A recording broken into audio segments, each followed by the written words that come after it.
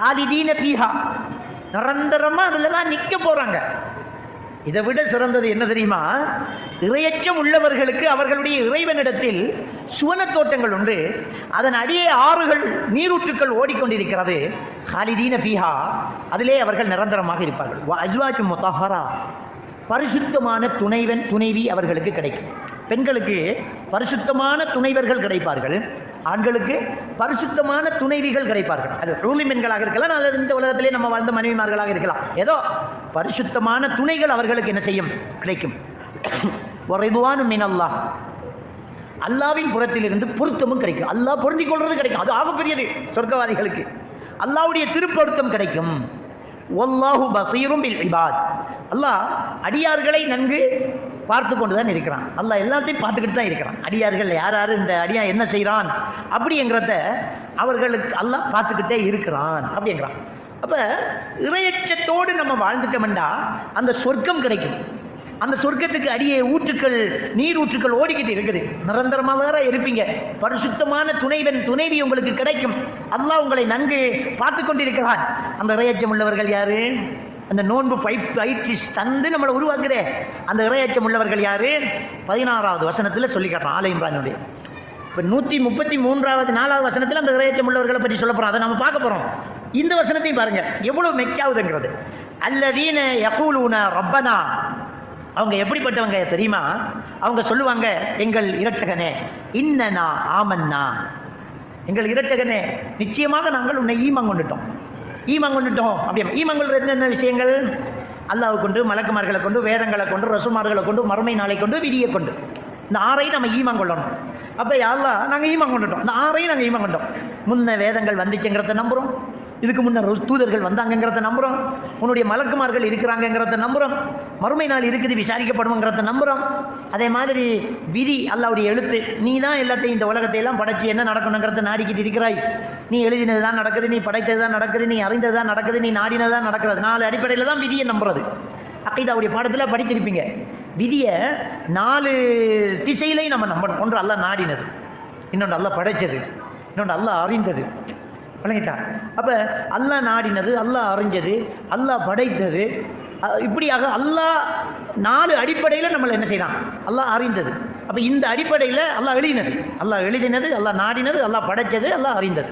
அந்த அடிப்படையில் நம்ம நம்புகிறோம். அப்போ இந்த 6 விஷயத்தை ஈமாங்கொண்டோம். அவங்க என்ன சொல்லுவாங்கண்டா, இறைவா நாங்கள் ஈமாங்கொண்டுட்டோம், ஃபக்ஃபிர்லனா, எங்களை மன்னிச்சிடியா அல்லாஹ். அந்த இறையச்சம் உள்ளவங்க என்ன செய்வாங்களாம்? எங்களை மன்னிச்சிடியா அல்லாஹ், ஃபக்ஃபிர்லனா துனூபனா, எங்களுடைய பாவங்களை எங்களுக்கு மன்னிச்சிடியா அல்லாஹ். அப்போ இறையச்சம் உள்ளவர்களுடைய ஒரு தன்மை என்னென்றால், அல்லாஹ்விடத்தில் மன்னிப்பு கேட்கக்கூடியவங்களாக அவங்க இருக்கிறாங்க. சுப்ஹானல்லாஹ்.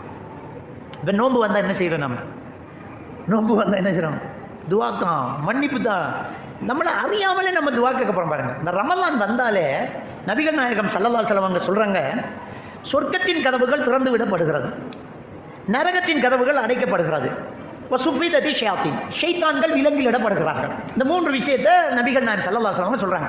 இது அல்லாஹ்வுடைய கருணையை புடம் போட்டு காட்டக்கூடிய வார்த்தைகள். நான் அருளை திறந்து வச்சுக்கேன், சொர்க்கம் திறந்து விடப்படுகிறேன்டா என்ன அர்த்தம்? சொர்க்கத்துக்கு இப்போ தரும் போகிறல்ல, அது உலகம் அழிஞ்சி எனக்கு கேட்டு தான் சொர்க்கம் போகிறேன். இப்போ சொர்க்கத்தின் கதவு திறந்திருக்கேன் என்ன அர்த்தம்? நம்ம என்ன சொல்கிறேன்?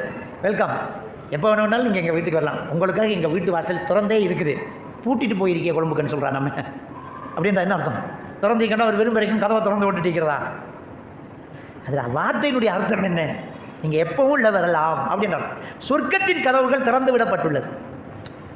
இந்த நோன்பு வந்தால் சொர்க்கத்தின் கதவு திறந்து விடப்படும். அப்படின்னா நோன்புக்குள்ளே சொர்க்கத்துக்கு ஆக்கள் அனுப்புகிறான் அல்லாஹ். அது மறுமையில் தான் நடக்கிறது. அந்த வார்த்தை மனுஷன் பேசுகிற வார்த்தையில் தான் அல்லாஹ் நமக்கு மார்க்கத்தை சொல்கிறான். சொர்க்கத்தின் கதவு திறந்து விடப்படும் அப்படின்னா என்ன?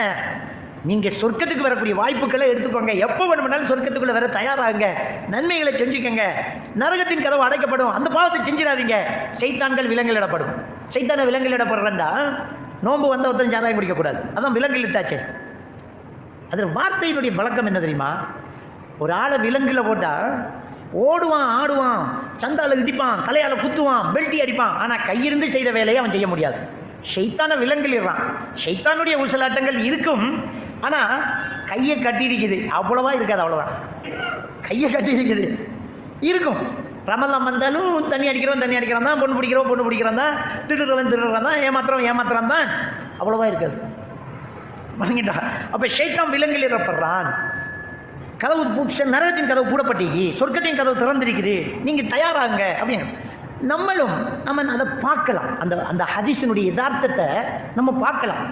நோன்பு வந்தாலே நம்முடைய மனசில் ஒரு நல்ல மாற்றம் வந்து, ரமலான் வந்தாலே அந்த மனசில் ஒரு மாற்றம் வருதா இல்லையா? அந்த ஹதீஸ் எவ்வளோ உண்மையாகுது பாருங்கள்.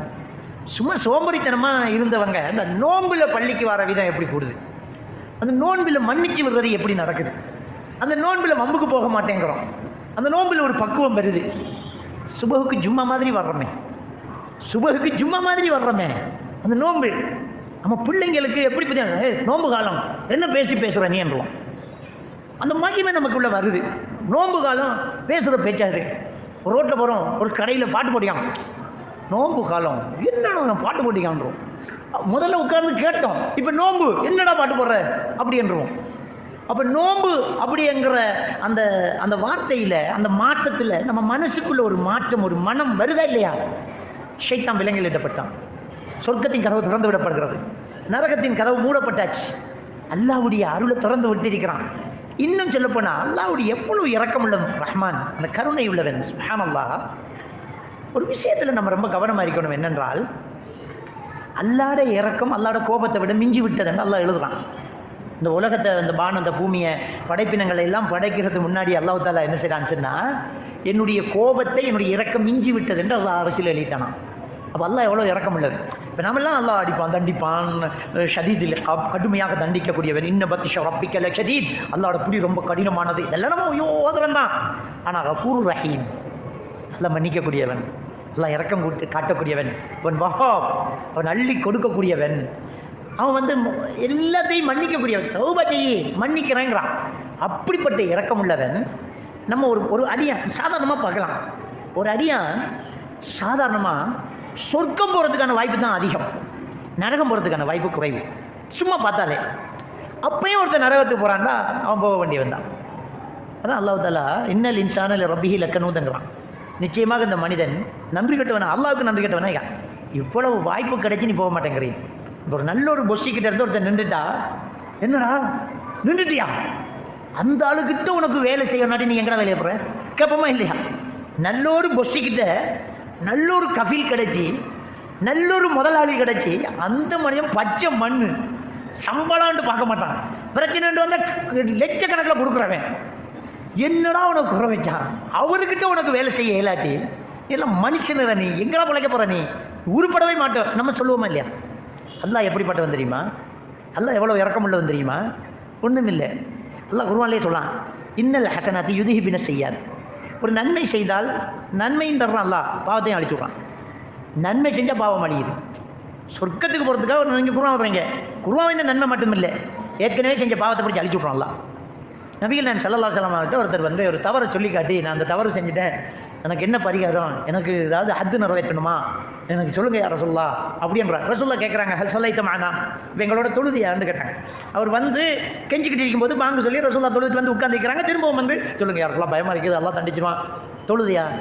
தொழுதுட்டேன், அந்த பாவத்தை எல்லாம் மன்னிச்சிட்டான் விடு. ஒரு நன்மை செஞ்சுட்டா ஒரு பாவம் அழியுது. முழு செய்கிறோம், கையை கழுவும் போது கையால் செஞ்ச பாவம் அந்த தண்ணியோட கழுவப்படுது. மோத்த கழுவுறோம், கண்ணால் செஞ்ச பாவம் கழுவப்படுது. காலை கழுவுறோம், காலால் செஞ்ச பாவம் கழுவப்படுது. பள்ளிக்கு எடுத்து வச்சு நடந்துக்கிட்டு இருக்கிறோம், ஒவ்வொரு எட்டுக்கும் ஒரு பாவம் அழியுது, ஒரு அந்தஸ்து எழும்புது. நீங்கள் தொழுதுட்டு சுப்ஹானல்லாஹ் 33 தடவை, அல்ஹம்துலில்லாஹ் 33 தடவை, அல்லாஹ் அக்பர் 34 தடவை சொல்கிறீங்க. கடல் நுரைய அளவுக்கு இருந்தாலும் பாவம் மன்னிக்கப்பட்டுருமா? கடல் நுரைய அளவுக்கு. அப்போ பாவங்கள் அழிகிறதுக்கான வாய்ப்புகளை எல்லாம் அல்லாஹ் தந்து, நன்மையை கூட ஒன்று ரெண்டா தரான் அல்லாஹ். ஒரு நன்மை அப்படியா, ஒரு நன்மை நீ செய்ய நினைச்சா ஒரு நன்மை, நீ செய்யாட்டியும் ஒரு நன்மை வந்துச்சுக்கோ. இப்போ இரவைக்கு தஹஜ்ஜத் எழும்புவோன்னு தொழுவோம், இன்னைக்கு தஹஜ்ஜத் தொழுகிற என்னட்டு படுத்துறீங்க, எழும்பதான் இல்லை, தஹஜ்ஜத் தொழுதான் நன்மை எழுதப்பட்டோம் உண்டு. நன்மை செய்ய நினைக்கிறீங்க, எனக்கிட்ட மட்டும் வசதி வந்தால் சுப்ஹானல்லாஹ் ஒரு நாளைக்கு 100 பேருக்கு நான் சாப்பாடு கொடுப்பேன், நன்மை எழுதப்பட்டாச்சு. 100 பேருக்கு சாப்பாடு கொடுத்த நன்மை உண்டு, எழுதப்பட்டாச்சு. ஒரு நன்மை செய்ய நினைத்தால் ஒரு நன்மை செய்தால் 10லிருந்து ஸ்டார்ட் ஆகி 700 மடங்கு வரைக்கும் இரட்டிப்பாக்கி அல்லாஹ் கொடுக்குறான். 10லிருந்து ஸ்டார்ட். 5 வக்து தொழுகை தான் நமக்கு கடைசியாக முடிந்தது. 50 வக்து தொழுகையோட தான் முதல்ல ரசூலுல்லாஹ் திரும்பினது, மேராஜ் போய் 50 வக்து தொழுகையோட தான் வர்றாங்க. மூசா அலைஹிஸ்ஸலாத்து வஸலாம் இல்லை இந்த உம்மத்து தாங்காது, போய் அல்லாஹ் கிட்ட கெஞ்சி கேட்டுக்குவா, அல்லாஹ் இறக்க முடியல அப்படின்னு குறைச்சி 5ஓட வந்தாலும் கூலி என்னமோ 50 தான். நம்ம 5 வக்து தொழுதாலும் நம்மளோட நன்மை என்ன? 50 வக்து தொழுத நன்மை தாங்க. அது அல்லாஹ் அப்பவே சொல்லிட்டான், இது 5 ஆனால் 50 தான். கூலியால் 50, ஒன்றுக்கு 10 மடங்குல தான் நன்மை எழுதுவோம் அடியானுக்கு. ஒரு நன்மை செய்ய நினைச்சா ஒரு நன்மை செஞ்சுட்டா 10 மடங்குலேருந்து 700 மடங்கு வரைக்கும் இரட்டிப்பாக்கி தர்றேங்கிறான். அப்போ நாம நன்மை செஞ்சால் பல மடங்கு, பாவம் செஞ்சால் ஒரே ஒரு மடங்கு தான். ஆனால் ஒரு நன்மை செஞ்சால் அதுவும் அழியுது. இப்போ நம்முடைய தராசில் எந்த பக்கம் கறிக்கணும்? யதார்த்தமாக நம்முடைய தராசில் யதார்த்தமாக எது கறிக்கணும்? நன்மை தானே கறிக்கணும். ஏன்னா பாவத்துக்கு 1, நன்மைக்கு 10, 10லேருந்து 700, 10, 100, 500, 600, 700 நம்முடைய ஈமான பொறுத்து கூட இருக்கும். அதையும் விட அல்லா நாடினா கூட்டுவான். அப்போ நன்மை செய்கிறது அப்படியே கூட்டிகிட்டு போக போகுது. பாவம் செய்யும்போது அது ஒன்று தான் இருக்குது. அந்த ஒன்று இங்கே குறைய போகுது. ஏன்னா இங்கே நன்மை ஒன்று எழுதக்கூட இங்கே ஒன்று அழியுது. இங்கே உது செய்கிற இங்கே அழியுது, இந்த திக்கல் செய்கிற அழியுது, தர்மம் செய்கிற அழியுது, பிள்ளை குட்டிகளோட இறக்கம் காட்டுற அழியுது. அது கூட நன்மை தான். இப்போ நன்மை செய்யறா உது செஞ்சுட்டு முசல்லாவில் இருக்கிறவங்க மட்டும் சொல்லாதீங்க.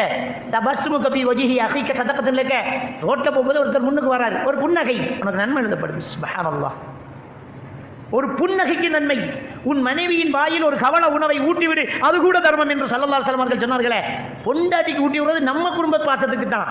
அதுக்கு அல்லாஹ் நன்மையை தரான். பொண்டாட்டியோட நல்லா நடக்கிற நீ நன்மை, பிள்ளைகளோட நல்லா இருக்கிற நன்மை, குடும்பத்தை நல்லா பார்த்துக்கிற நன்மை, ரோட்டில் வரன்ட்டு நல்லா சலாம் சொல்லிட்டேன் நன்மை, முன்னுக்கு வந்தாலும் பார்த்து சிரிச்சிட்ட நீ நன்மை, ஒரு பறவைக்கு சாப்பாடு கொடுத்துட்ட நன்மை, நீ வீட்டில் வளர்க்குற மீனுக்கு நீ தீன் போட்ட நன்மை. எப்படியெல்லாம் அல்லாஹ் நன்மையை தரான். அப்போ நன்மைகள் கூடுது, பாவங்கள் அழியுது, குறையுது. இது மட்டுமில்லை அல்லாஹ்வோட கருணை, இது மட்டுமில்லை அல்லாஹ்வோட கருணை. இடையில ஒரு மாதத்தை தாரான், ரமலான் மாதம். அல்ஹம்துலில்லாஹ். இன்னொரு 10-12 நாள் கிடைக்க போது நான் இருக்க போகிறோம், நீங்கள் இருக்க போகிறீங்களோ தெரியல. நம்ம எல்லாம் கிட்ட துவா கேட்கணும் அந்த மாதத்தை அடைகிறதுக்கு. இந்த மாதம் வரப்போகுது, அந்த மாதத்தில் கிடைக்கிற பாக்கியம், அதில் தார நன்மை அல்லாஹ் பல மடங்காக இரட்டிப்பாக்கி அல்லாஹ் கொடுக்குறான். செய்ய செய்ய பலதாக கொடுக்குறான், அள்ளி கொடுக்குறான். அதில் அவ்வளோ பெரிய பாக்கியத்தை வச்சிருக்கிறான். அது மட்டும் இல்லை, அந்த மாதத்தில் ஒரு இரவு வேற இருக்குது, அது லைலத்துல் கத்ர் இரவாங்கிறாங்க. கடைசி 10 ஒற்றை இரவில் எதிர்வாருங்கன்னு ரசூலுல்லாஹி ஸல்லல்லாஹு அலைஹி வஸல்லம் சொல்கிறாங்க. அல்லாஹ் குர்ஆனில் சொல்றான், லைலத்துல் கத்ர் கைரு மின் அல்ஃபி ஷஹர், 1000 மாதங்களை விட சிறந்தது ஒரு இரவு.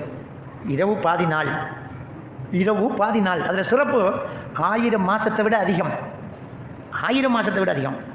நம்ம உசுரோடு இருந்தாலே 1000 மாதம் அமல் செய்வோமான்றது தெரியாது நம்மளோட ஆயுசுக்கு, வணங்கிட்டா. ஆனால் ஒரே ஒரு இரவு நம்ம செய்த அமல்ல கூலி மட்டும் எப்படி பல மடங்காக வருது தெரியுமா? 1, 10, 200, 300, 700, 800 எல்லாம் கிடையாது, 1000 மாதத்துக்கு சமன். அதை விட அதிகம் தான், அதுக்கு உள்ளே இல்லை, மேலே தான். கைரும் மின் அல்ஃபி ஷஹ்ரன், அதை விட மட்ட 1000ன்னு சொல்லலாம், அதுக்கு மேலே. அது எத்தனை 1000 வருதுன்னு தெரியல, ஆனால் மினிமம் 1000 மாதம், மினிமம் 1000. இப்படி நன்மையை தரக்கூடிய இந்த ரமலான் வருஷ ஆயுசில் ஒரு தடவை வந்தாலே சொர்க்கம் போகிறதுக்கு முடியும். எத்தனை ரமலானை சந்திச்சிருப்பேன் நம்ம லைஃப்லேயே. ஒரு ரமலான் காணும் நம்மளை சொர்க்கத்துக்கு கிளப்பி விட்டுரும், நம்மளோட பாவத்தை அழிச்சு விட்டுரும். ஆனால் எவ்வளவு மாதத்தை நம்ம சந்திக்கிறோம், எத்தனை வருஷம் நம்ம மாதம் அடைகிறோம். அவ்வளோ பெரிய சான்ஸ் அல்லாஹ் தரான். அப்படி இறக்கமுள்ள ரஹ்மான் அல்லாஹ். அந்த அல்லாஹ் கிட்ட இருந்து சொர்க்கம் வாங்க தெரியாட்டி என்ன கேவல்.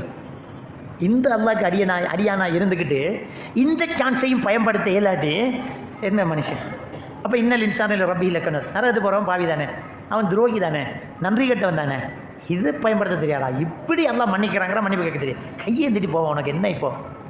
அப்போ இந்த ரமலான் மாதம் வந்துட்டு அதை நம்ம எதிர்நோக்கிட்டு இருக்கிறோம், எப்படி பயன்படுத்தலாம் சிந்திச்சு பாருங்க. அப்போ இந்த இறையச்சத்தை பற்றி சொல்லி, அந்த இறையச்சம் உள்ளவர்களுக்கு இந்த சொர்க்கம் இருக்கிறது அப்படின்னு சொல்லிட்டு, அந்த இறையச்சம் உள்ளவங்க என்ன சொல்லுவாங்களாம், ரப்பனா இன்னனா ஆமன்னா ஃபக்ஃபிர்லனா துனூபனா, நாங்கள் ஈமான் கொண்டுட்டோம் ரப்பே, எங்களோட பாவங்களை மன்னிச்சிடுன்னு கேட்பாங்க. கேட்கறதுல என்ன பிரச்சனை நமக்கு? என்னப்பா வார்த்தை ஒன்று போகுது இல்லை, என்னோட கஷ்டம் வந்துருப்ப பேர் திருமா, காலு கைக்க பிடிச்சிருமா, தலையை அப்படியே விட்டுக்குமா, ஒன்றுமில்லையே. ஒரு வார்த்தை கேளு, ரப்பனா ஆமன்னா ஃபக்ஃபிர்லனா துனூபனா அப்படி கேட்பாங்க. ஒக்கினா அலாபன்னார், அல்லாஹ் நரக வேதனையிலேருந்து எங்களை காப்பாற்றிடு அல்லாஹ் என்று கேட்பாங்க. இறையச்சம் உள்ளவங்க பாவங்களை மன்னிச்சிடு, நரகத்திலேருந்து காப்பாற்றிடு அப்படி என்று கேட்பாங்க. அந்த இறையச்சம் உள்ளவங்க எப்படி இருப்பாங்க? 17வது வசனத்தில் சொல்கிறான், ஆல இம்ரான் 14வது வசனத்தில் சொல்கிறான், அஸ்ஸாபிரீன், பொறுமையாளர்களாக அவர்கள் இருப்பார்கள். இறையச்சம் உள்ளவங்க தக்குவசாலி எப்படி இருப்பாங்க? பொறுமை அவங்கள்ட்ட இருக்கும் இல்லையா? நோன்பு முதல்ல அதுதானே சொல்லித்தருது, பொறுமை, பசிக்கும் பொறுமை, தண்ணி விடாய்க்கும் பொறுமை, கோபம் வெறும் பொறுமை, ஆசை வெறும் பொறுமை இருக்குதா இல்லையா? பொறுமை வருதா இல்லையா? அப்போ இந்த இறையச்சம் அல்லக்கும் தத்தக்கும், இந்த நோன்பு உங்களை இறையச்சம் உள்ளவர்களாக ஆக்கலாம் என்பதற்கு தான் கடமையாக்கப்பட்டுள்ளது என்று அல்லாஹ் சொல்கிறானே, ஆக்குதா இல்லையா? நம்மளுக்கு பொறுமையை பயிற்சி ஆக்குதா இல்லையா? அவங்க எப்படிப்பட்டவங்க?